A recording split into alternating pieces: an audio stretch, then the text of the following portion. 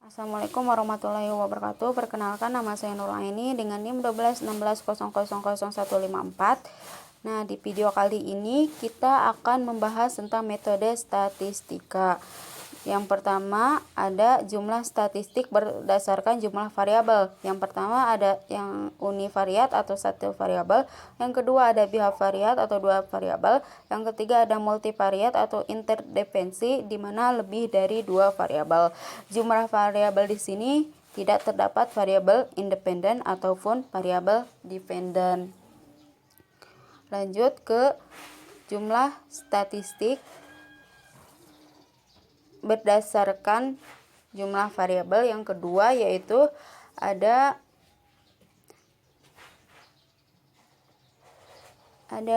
univariat ya. Univariat ya yaitu variabel dependennya satu. Multivariat yaitu variabel dependen lebih dari satu. Jumlah variabel di sini sudah terdapat variabel dependen atau variabel independen. Lanjut ke statistik univariat. Yang pertama ada analisis deskriptif seperti mean, median, modus, varians, standar deviasi, proporsi, pristek, minimal, maksimal. Yang kedua ada C-kuadrat atau seperti analisis proporsi. Yang ketiga ada uji T seperti one sample t-test membandingkan dengan rata-rata populasi, data kurang dari 30 dan varians populasi tidak diketahui. Yang keempat ada uji Z seperti one sample z-test membandingkan dengan rata-rata populasi, data lebih dari 30.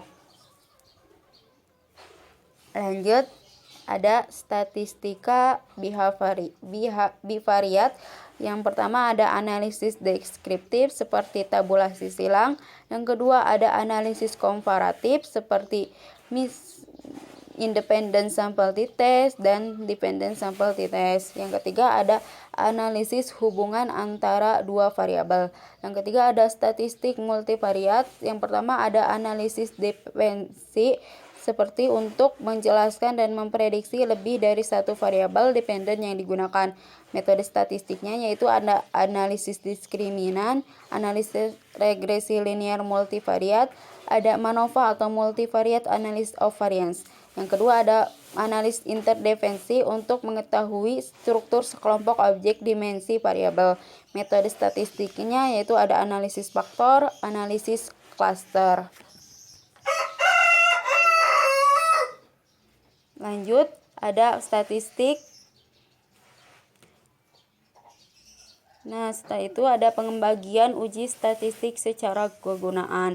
Nah, kegiatan pada statistik inferensial baik parametrik maupun non-parametrik atau estimasi dan pengujian hipotesis melibatkan studi dengan tentang variabel.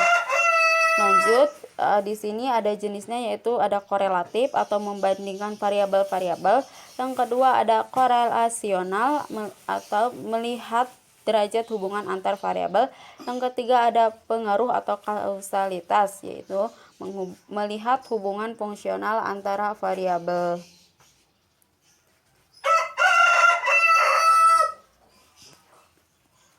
Lanjut ada komparatif yaitu studi komparatif digunakan untuk mengkaji derajat signifikansi perbedaan variabel pada dua kelompok sampel karena pengaruh suatu perlakuan atau treatment.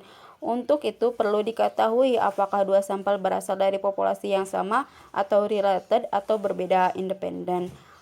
Yang kedua ada two sample related. Yang pertama, satu kelompok diamati dalam dua waktu yang berbeda dikenal dengan istilah before after experiment. Yang kedua ada dengan memasangkan dua individu yang berasal dari satu populasi. Yang ketiga dengan memasangkan dua individu yang berasal dari dua populasi yang karakteristiknya mirip.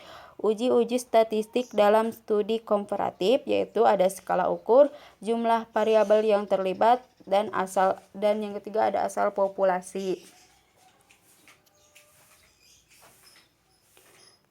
Lanjut ke tabel uji statistik komparatif di mana ada skala ukurnya yaitu nominal, ordinal, interval atau rasio. Terus jumlah variabelnya ada 2, ada yang lebih dari 2.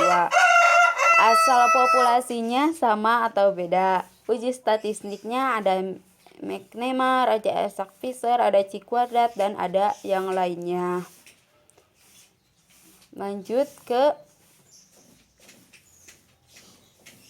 tadi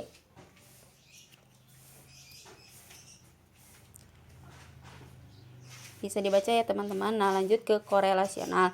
Studi korelasional yaitu setelah diketahui dia sampel berbeda atau tidak, lebih jauh ingin diketahui apakah yang menyebabkan perbedaan itu. Perbedaan bisa saja akibat pengaruh suatu variabel terhadap variabel yang diteliti. Untuk mengetahui kemungkinan terdapatnya hubungan antara variabel-variabel yang terlibat dalam populasinya, dilakukan studi korelasional. Nah, ada uji statistik dalam studi korelasional, yaitu uji statistik pada studi korelasi diklasifikasikan berdasarkan skala ukur masing-masing variabel yang terlibat. Tidak ditentukan mana yang menjadi variabel pertama atau variabel yang kedua. Lanjut ke tabel uji statistik korelasional, di mana ada nominal dengan nominal, hasilnya Poisson, C atau lambda, Kramer, dan lain sebagainya. Ada nominal dengan ordinar, jadinya theta. Ada nominal dengan interval atau rasio, jadinya eta. Ada ordinal dengan nominal tidak ada. Ordinal dengan ordinal menghasilkan gamma, Kendall atau Summers-Diggs. Ordinal dengan interval atau rasio menghasilkan Jaspers dan interval atau rasio dengan nominal tidak ada. Interval dengan rasio dengan ordinal tidak ada. Interval atau rasio dengan interval atau rasio ada. Spearman, Rowe, dan lain-lain. Lanjut ke arti koefisien korelasi. Derajat hubungan dua variabel dinyatakan dalam satu bilangan yang disebut koefisien korelasi. Besarnya antara -1 sampai 1. Tanda tambah atau kurang menyatakan arah hubungan, sedangkan besarnya koefisien korelasi menyatakan kualitas hubungan. Koefisien sama dengan 1 artinya terdapat hubungan yang sempurna. Koefisien 0 artinya tidak terdapat hubungan. Kurang lebih 0,00 sampai 0,25 tidak terdapat hubungan atau terdapat hubungan yang lemah. Kurang lebih 0,26 sampai 0,50 terdapat hubungan yang cukup lemah. Kurang lebih 0,51 sampai 0,75 terdapat hubungan yang cukup kuat. Kurang lebih 0,76 sampai 1 hubungan yang kuat atau menuju sempurna. Sumbernya ini diambil dari Champion The Basic Statistics for Social Research halaman 302. Nah, lanjut ada 0,00 sampai 0,20 korelasi sangat lemah, 0,21 sampai 0,40 korelasi lemah, 0,41 sampai 0,70 korelasi kuat, 0,71 sampai 0,90 korelasi sangat kuat, 0,91 sampai 0,99 korelasi kuat sekali. Nah, untuk satu korelasi sempurna. Lanjut ke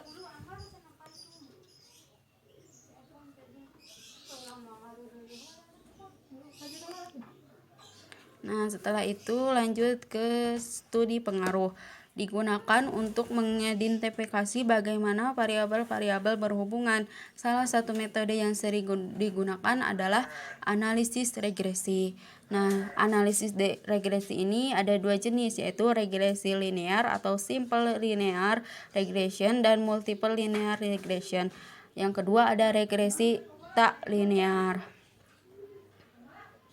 Nah, variabel berdasarkan fungsi ada. Dalam analisis regresi terdapat dua variabel, yaitu satu variabel bebas atau independent variabel, disebut juga variabel prediktor. Yang kedua ada variabel terikat atau dependent variabel, disebut juga variabel respon.